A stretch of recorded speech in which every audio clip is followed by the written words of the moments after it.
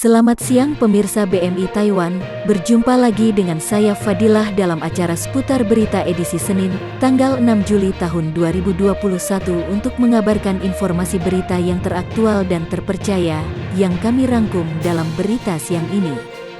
Tenaga kerja wanita, TKW, sering dipandang sebelah mata. Hal ini karena ada anggapan bahwa mereka sebagian besar bekerja kasar seperti art dan pelayan. Akan tetapi, TKW Arab Saudi ini berbeda dan bisa mematahkan stigma negatif tersebut. Kisah sukses TKW itu diungkap sedikit oleh Faiz Slamet TKI sekaligus YouTuber yang bekerja di kota Taif, Arab Saudi. TKW itu adalah Dahria, ia juga seorang bunda dari 3 anak perempuannya. Faiz mengatakan, realita hidup di Arab Saudi dengan aturan baru sangatlah tak disangka-sangka. Biaya hidupnya yang sangat mahal kerap membuat TKI tak bisa memboyong keluarganya ke sana. Faiz pun menganggap Dahria sebagai TKW sukses karena berkaca dari pengalamannya sendiri, ia pernah tak bisa membiayai anaknya akhirnya dipulangkan. Tentu, dengan pengeluaran yang sangat besar itu, makanya saya bilang dari awal ini termasuk salah satu yang sukses karena saya sendiri, anak saya tidak bisa bertahan di sini. Akhirnya saya pulangin, kata Faiz Slamet, dilansir kanal YouTube-nya Faiz Slamet.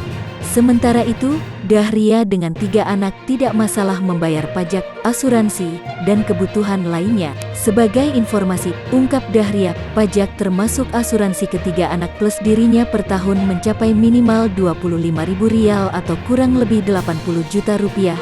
Belum yang lain-lainnya, kata Dahria. Mendengar Dahria yang bisa membiayai dirinya plus ketiga anaknya sebesar Rp80 juta per tahun membuat Faiz penasaran apa pekerjaan TKW itu. Dahria kemudian mengaku sehari-hari bekerja di salon sebagai penata rias. Dahria bisa mengerjakan semua layanan salon, mulai dari menghias kuku hingga mendandani pengantin.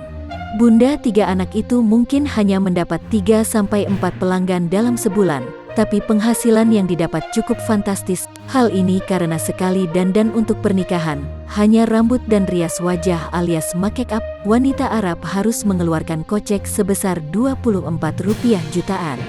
Kalau kawinan itu minimal Rp6.000, Rp24 jutaan cuma untuk sanggul rambut, lain, di luar, bajunya, beda baju pengantinnya, kata Dahria.